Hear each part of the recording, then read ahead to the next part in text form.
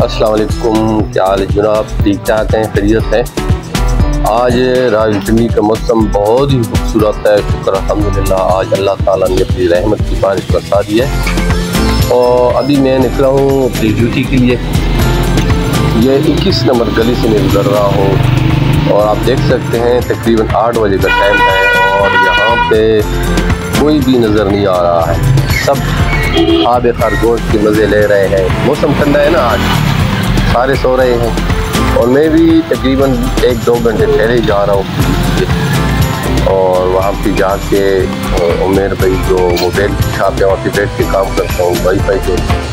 तो वैसे भी आज दिल कर रहा है कि आज सुबह सुबह ज़रा अच्छा सा नाश्ता भी कर लें, मौसम भी ठंडा है।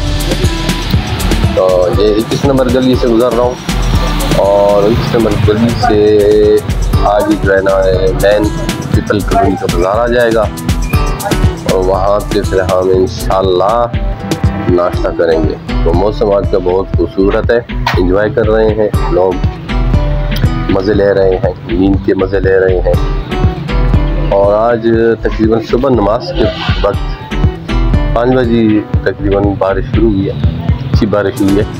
अभी भी बदल छाए हुए हैं और हल्की हल्की बूंदाबांदी शुरू है। तो बहुत मज़े का मौसम है, आप लोग ज़रा एंजॉय करें, देखें और कमेंट में भी बताएं कि मौसम